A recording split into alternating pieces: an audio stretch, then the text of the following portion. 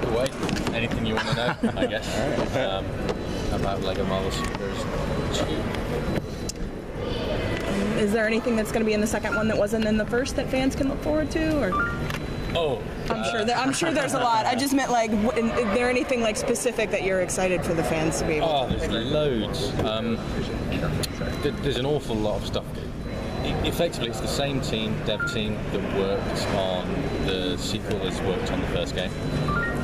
And when we started development for Lego Marvel Superheroes 2, with our blank bit of paper, the first thing that was on there was the game has to be better than Lego Marvel Superheroes. Because I know that might sound like a very obvious thing to say, but given how we work at TT and how we do work on multiple games, multiple titles, we usually will have, right, what's the hook for this game, what's the thing for this game, and for this it was everything had to be better than the first game. So whether it's just the simple act of running around or the combat system, or whether it's the character customizer, or whether it's the open world, everything was looked at in terms of what was the first one, how can that be better.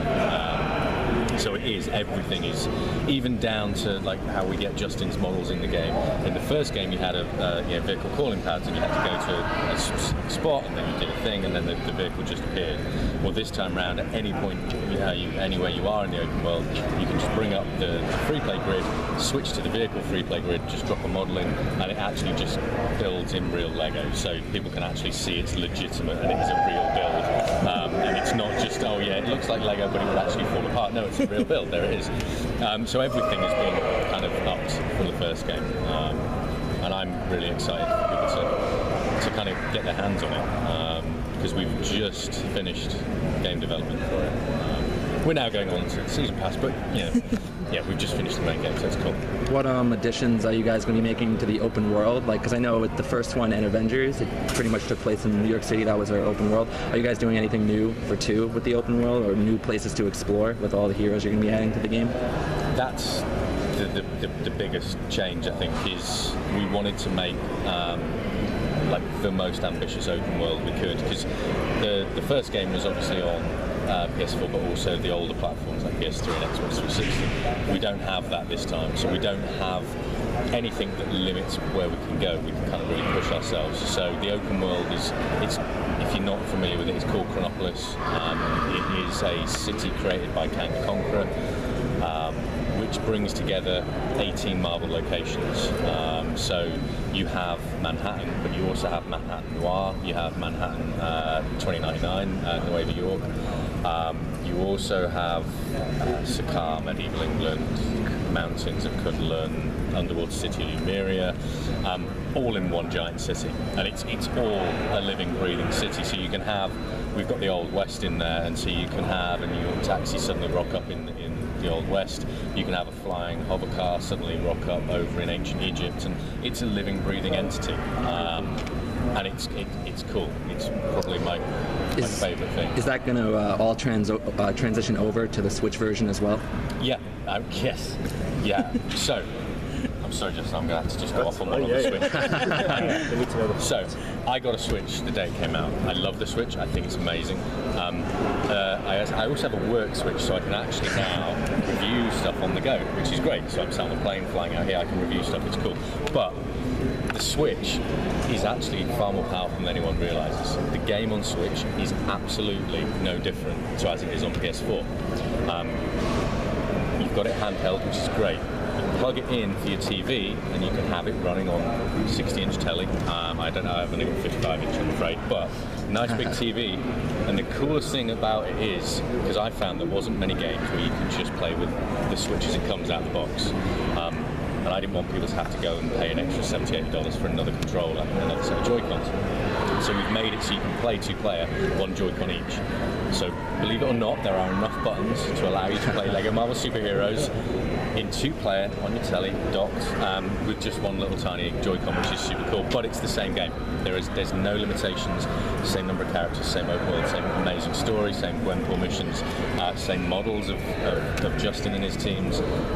They're all there looking as good as anything else. I know you guys probably hate being asked this, but what resolution do you have it running at on Switch, or is it not finalized yet?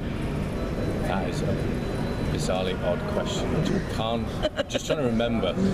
because obviously with things like PS4 Pro and Scorpio, we're messing with resolutions all the time, and that's what I'd have to get back to. But seeing it side by side with PS4, it looks pretty good. So maybe it's upscaled, maybe it's just running. No, I'd have to get back to you on that one. Sorry. No, it's okay. It's kind of for you about the design. What we've seen so far, at least playable, is that first battle against the giant celestial. We have the Guardians of the Galaxy, and everybody's there. But this is really the first time we've seen some of those classic Kirby characters brought to life in Lego. I was curious if you could talk a little bit about the design of those characters and making them work in a Lego world, and then how many kind of classic things in this celebratory year of Kirby we might see in the game. Okay. So as for what you can see, just wait and see. I think that's the biggest surprise there. But for the model-wise, as Arthur sort of mentioned, everything that you see in the game can be built one-to-one if you had enough bricks and time as well. So that's the fantastic thing is the designers at TT, although we've never made a Celestial as a Lego set yet, they can still build these models, and they are literally one-to-one. You can make them in real life. 56,000 bricks. Just in case you're out. I had to count every single one. But that's the fantastic thing as well with the designers there in TT. We have the collaboration. What you see in the game is what you can get installed or built. And we work really closely. So when we do look at, say, classic cowboy Captain America, we had very clear direction from the comics, and then our internal designers will basically come up with a character design, which we then work with Justin on to make sure that Justin sits and is working it. If we were to make this a toy, how would it look? And obviously we want to make something that if that was a real minifigure, how would it look? It has to be authentic to what Lego is all about. So everything gets that treatment, which obviously when we've got over 200 characters is a lot of work, because Justin's got that as well as creating sets. But it's all about authenticity, because we have some great sets in there that people can go and buy, some awesome play sets.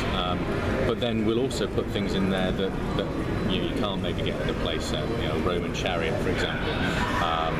And they all go through that same process. They were built in real Lego, and they could be built by someone at home if they had those bricks. But back to Kirby, you've got Captain Corbett, you've got Arizona Annie, you've got Kid Cole, you've got... for me, that is a magic era of comics, and so that allowing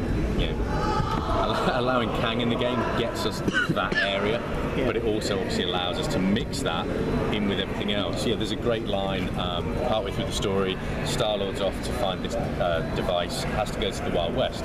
So he goes to the Wild West, and eventually, after the things that happen there, interact with MODOK, who happens to be the sheriff, which is hilarious.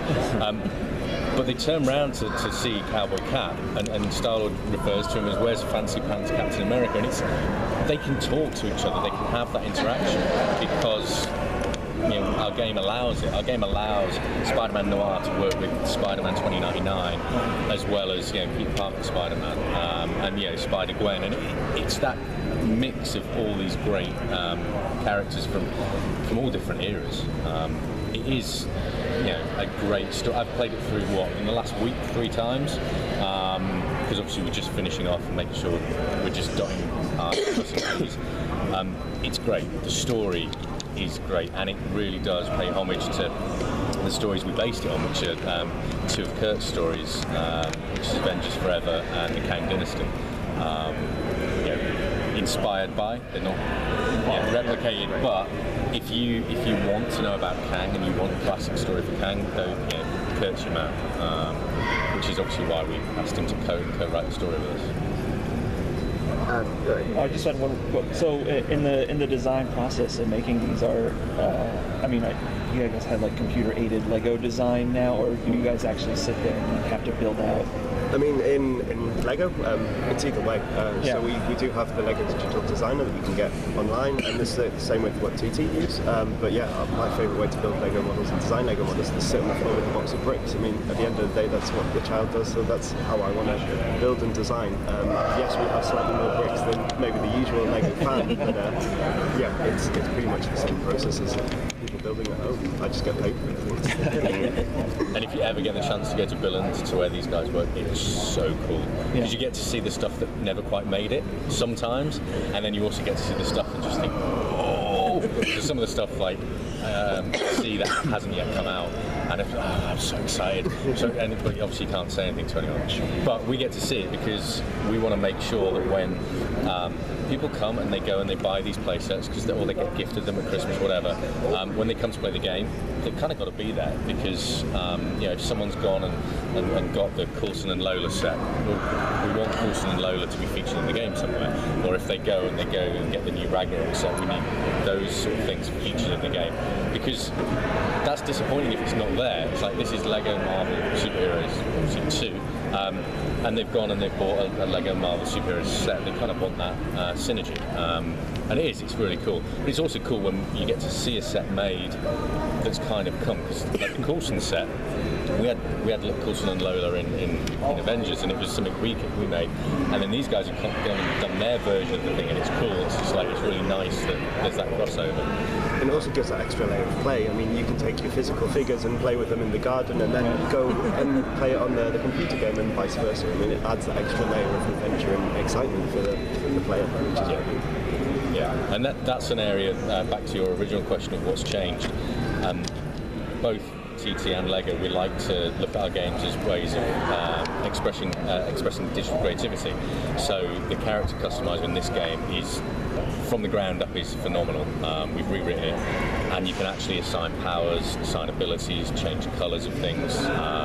You can do weird stuff, so you can have beams coming out of eyes for characters that wouldn't normally have it. You can have a pink Spider-Man head with ice beams out of their eyes, and 2 axes and a cape and all kinds of weird stuff.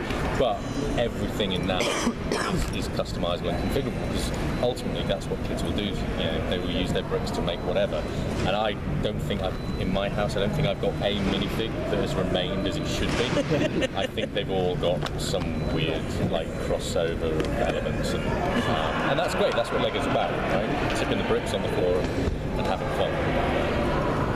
So my question was going to be picking back up what you said, like how the models like reflecting on the ones from the game.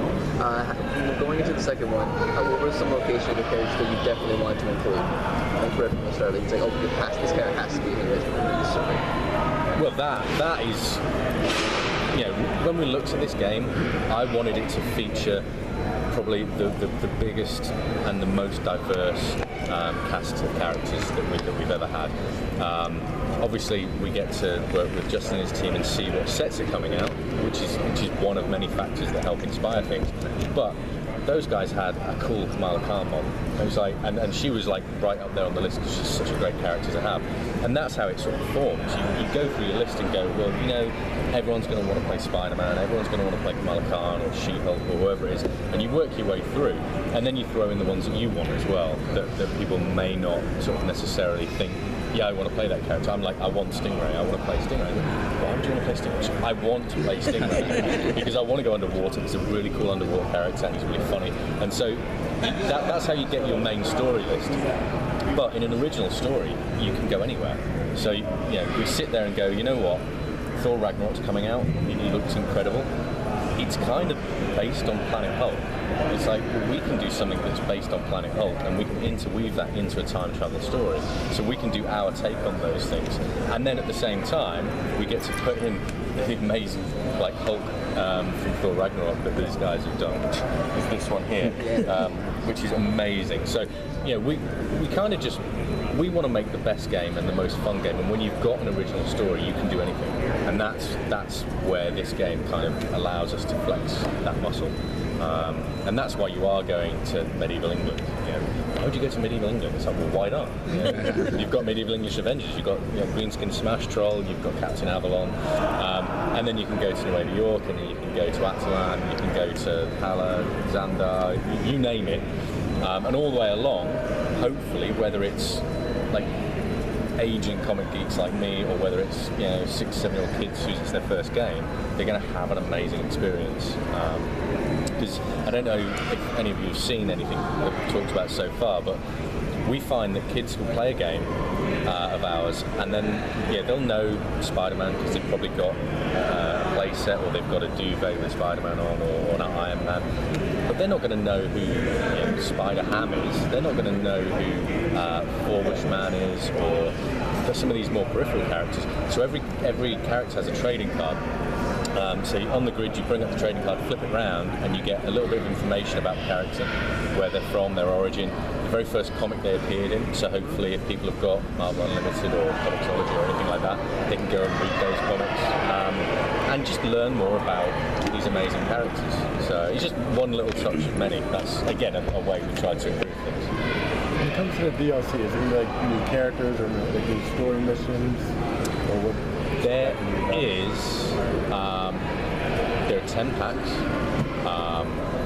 There are 4 character packs and 6 level packs.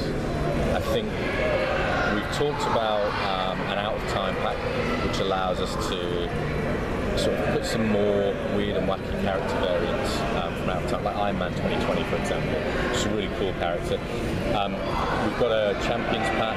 We've got a just trying to remember. Oh, Retro Guardians. You can't not put Retro Guardians in there. Charlie 27. Guardians before Guardians of the Galaxy. And then we've got level packs, which are super cool. Which obviously again lean into the stuff that Justin and his team have done. So we've got packs inspired by the Black Panther movie. We've got packs, a level pack inspired by Ant-Man and the Wasp. One that's inspired by Infinity War. The Guardians of the Galaxy Volume 2 one, and then there's 2 other level packs which are kind of out there. One of them's Cloak and Dagger, and one of them's Runaways. So we're trying to make sure that for anyone that likes anything of Marvel, we've got you covered everywhere. So there's like 200 plus characters in the main game. If you buy the season pass, which I don't even know how much it is. I think it's like $14.99. It's not very expensive. There's like another 60 characters, and they're all unique. Agents of Atlas as well. Can't forget them, Gorilla Man and everyone else. So that was where we were just like, okay, we've had this great story, we've done all these Gwenpool missions, all this cool stuff. Where else can we go? And it's like, well, Marvel's just endless. There's over 8,000 characters. It's like, we can keep going forever. But knowing what's coming up in the movies, in the play materials, knowing what's coming up on the TV, it's just like, this is where we want to go. The Champions pack is super cool. That answers your question. For the Retro Guardians pack, will Cosmo be available? Cosmo's in the core game. So if you come to the panel, the trailer that we're showing today is kind of narrated by Cosmo. Cosmo has a massively important part to feature in the story. Because I love Cosmo. See, like before the Guardians were big, right? I love the Guardians comics, but this was before Guardians movies, and they were cool. Cosmo was always one of my favourite characters. And so in the story, and this doesn't spoil the story, but because Chronopolis is created out of time by Kang, you've got all the Marvel universes, he's ripped stuff out of time to form his own city. Well, Nowhere and Cosmo are still left wherever they are, over here somewhere. But all of our heroes and villains that are dragged into Chronopolis, we need to do things. We're chasing fragments of Nexus and Forever Crystals and all this other cool stuff. Cosmo features in the story, and he's really integral to like the back end of it. So the trailer, you'll see why it's cool. But Cosmo's a dog at the end of the day. With a space helmet. Yeah, absolutely. And it speaks telepathically in a Russian accent. It's amazing. But yeah, I absolutely love Cosmo. But the Retro Guardians pack is like even before that. So it's Charlie 27, Yondu, Starhawk. I'm trying to remember who else is in it. I can't remember off the top of my head. Vance in there? Who, sorry? Vance Ash? Yes. And about 3 other characters. I can't remember. Martin X. Yes. There we go. So you guys should be sat here. But yeah, that's why that pack is really important in my mind, because you look at the Guardians that we've got, and yes, there are nods to the movie and everything else, and you look at the playing